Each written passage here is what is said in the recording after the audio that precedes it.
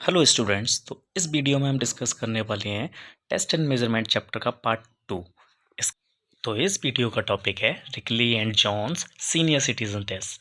देखिए, एक चीज़ समझने वाली है, इसमें टोटल 6 टेस्ट होते हैं और ये सीनियर सिटीजन्स के लिए परफॉर्म कराए जाते हैं उनकी डिफरेंट काइंड ऑफ स्ट्रेंथ्स को देखने के लिए। तो आप सबसे ऊपर देख सकते हैं चेयर स्टैंड टेस्ट, जो कि लोअर स्ट्रेंथ को मेज़र करता है। फिर आर्म कर्ल टेस्ट, जो अपर स्ट्रेंथ को मेज़र करता है। ऐसे ही ये सभी टेस्ट किसी ना किसी स्ट्रेंथ को मेज़र करते हैं, तो इन्हें ही हम इस वीडियो में डिस्कस करेंगे।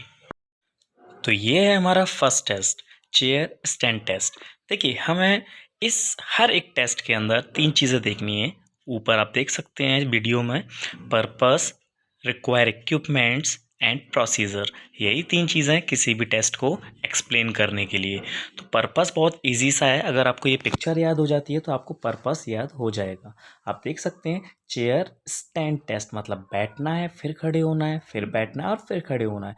मतलब इसमें हमें लोअर स्ट्रेंथ की नीड होती है। लोअर स्ट्रेंथ को हम चेक करते हैं इस टेस्ट के बिहाफ पर। चलिए, इसके बाद है require equipments.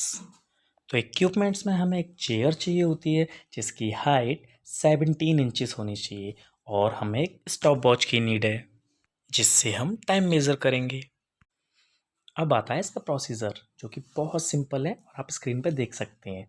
In this test performer stands in front of the chair, his both hand should be crossed and placed on the shoulders. मतलब वो चेयर के सामने खड़ा होगा और उसके दोनों हाथ क्रॉस होंगे और शोल्डर के पास रखे होंगे, जैसा आप पिक्चर में देख सकते हैं। और उसके बाद on the command of go, performer start this test in the way of sit and ups for 30 seconds. मतलब जैसे ही गो की कमांड आएगी, परफॉर्मर अपना टेस्ट स्टार्ट कर देगा। उसको 30 सेकेंड्स के अंदर maximum up and down perform करने होते हैं। यही इस टेस्ट का प्रोसीजर है। ये हमारा दूसरा टेस्ट, आर्म कर्ल टेस्ट। इसमें भी हमें वही 3 चीज़ें देखनी है, पर्पस, इक्विपमेंट्स एंड प्रोसीजर। इसका पर्पस होता है टू चेक अपर स्ट्रेंथ, मतलब ये हमारे अपर लिम्ब की स्ट्रेंथ को मेज़र करता है। रिक्वायर इक्विपमेंट्स होते हैं chair and dumbbell 5 pound for women. यहाँ मैन लिखा हुआ है तो ये थोड़ा सा मिस्टेक है, यहाँ वुमेन होना चाहिए। And 8 pound dumbbell for man. इसके अलावा हमें एक स्टॉप वॉच की भी नीड होती है।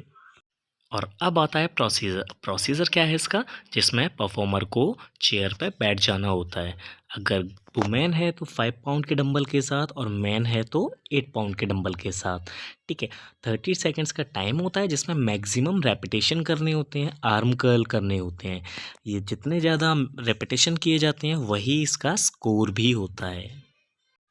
ये है रिकली एंड जॉन्स का थर्ड टेस्ट, जिसको बोलते हैं chair sit and reach test. इसका पर्पस होता है टू चेक लोअर फ्लेक्सिबिलिटी। ठीक है, इसके रिक्वायर इक्विपमेंट्स होते हैं एक चेयर एंड एक स्केल। और उसके बाद स्टार्ट होता है प्रोसीजर, जिसमें आप देख सकते हैं first of all performer sit on the edge of chair. मतलब सबसे पहले परफॉर्मर को चेयर के एज पर बैठ जाना है, किनारे पर बैठ जाना है। उसके बाद अपने राइट लेग को एक्सटेंड करना है and another leg will make 90 degree angle. दूसरा जो लेग है वो 90 डिग्री का एंगल क्रिएट करेगा। और उसके बाद right hand will extend with the body and will touch the toe और ओवरलैप एज फार पॉसिबल। मतलब जब हम अपने राइट लेग को एक्सटेंड कर लेते हैं, उसके बाद राइट हैंड से अपने टो को टच करने की कोशिश करते हैं या उसे ओवरलैप करते हैं, और जितना ओवरलैप करते हैं उसे बाय द स्केल मेज़र कर लिया जाता है। यही इसका स्कोरिंग भी होता है। ठीक है, तो ये बहुत सिंपल सा प्रोसीजर है। आप यहाँ से स्क्रीनशॉट ले सकते हैं, वीडियो को पॉज करके भी याद कर सकते हैं। और नेक्स्ट है बैक स्क्रैच टेस्ट। देखिए, इससे पहले हमने सिट एंड रीच टेस्ट की बात की थी, और वो मेज़र करता था लोअर फ्लेक्सिबिलिटी को, और इसका पर्पस होता है टू चेक अपर फ्लेक्सिबिलिटी। आप पिक्चर में भी देख सकते हैं, इसमें हम अपर फ्लेक्सिबिलिटी को मेज़र करने के लिए परफॉर्म करते हैं। इसके जो रिक्वायर इक्विपमेंट्स होते हैं वो सिर्फ एक मेजरिंग स्केल होता है। और अब आता है इसका प्रोसीजर, तो आप देख सकते हैं स्क्रीन पर। In this test performer will stand straight. सबसे पहले परफॉर्मर को सीधे खड़े हो जाना होता है, and then his one hand go back from over the shoulder and another hand will go back under the shoulder, मतलब एक हाथ हमारे शोल्डर के ऊपर से आता है और एक हाथ हमारे शोल्डर के नीचे से पीछे की तरफ जाता है। और उसके बाद विल ट्राई टू टच और ओवरलैप द फिंगर्स, हम अपनी फिंगर्स को टच करने की कोशिश करते हैं या ओवरलैप करते हैं। अगर फिंगर्स टच नहीं होते तो ये स्कोर नेगेटिव होता है, माइनस में जाता है। अगर फिंगर्स टच होते हैं तो ये ज़ीरो स्कोर होता है, और अगर ओवरलैप करता है तो ये पॉजिटिव स्कोर होता है। इसको हम मेजरिंग स्केल की हेल्प से मेज़र कर लेते हैं। अब आता है 8 foot up and go test. देखिए, इसका पर्पस होता है टू चेक एजिलिटी, और एजिलिटी क्या होता है? ये कोऑर्डिनेटिव एबिलिटीज़ का दूसरा नाम है। ठीक है, कोऑर्डिनेटिव एबिलिटीज़ को ही एजिलिटी बोलते हैं। इसी को चेक करने के लिए 8 foot up and go test कराया जाता है। इसमें रिक्वायर इक्विपमेंट्स कौन कौन से हैं?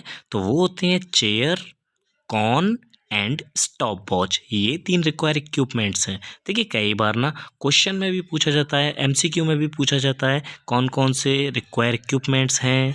ठीक है, इस टाइप के क्वेश्चंस एमसीक्यू में भी आते हैं। अब बात कर लेते हैं इसके प्रोसीजर की। तो इसका प्रोसीजर होता है, the test involves getting out of a chair, walking 8 feet to and around a cone. मतलब परफॉर्मर को अपने चेयर से उठकर 8 फीट कौन जहाँ रखा हुआ है वहाँ तक जाना होता है और उसके अराउंड घूमना होता है, and returning to the chair in the shortest time possible. मतलब उस कौन के अराउंड घूमकर वापस उस चेयर पर आके बैठना होता है मिनिमम टाइम के अंदर, शॉर्टेस्ट टाइम के अंदर। ठीक है, और जितना टाइम वो लेते हैं उस टाइम टेकिंग पीरियड को हम उसका स्कोर मान लेते हैं।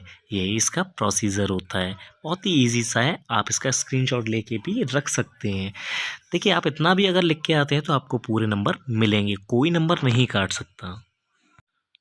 और ये है रिकली एंड जॉन्स का लास्ट टेस्ट, जिसको हम बोलते हैं 6 मिनट वॉक। और इसका पर्पस होता है टू चेक एरोबिक एंड्योरेंस, मतलब किसी पर्सन के अंदर कितना एंड्योरेंस है। हम यह बात कर रहे हैं सीनियर सिटीजन्स की।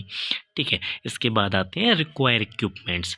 तो इसमें एक चेयर की नीड होती है, और जितने भी टेस्ट हमने डिस्कस किए हैं उनमें सभी में एक चेयर की नीड थी।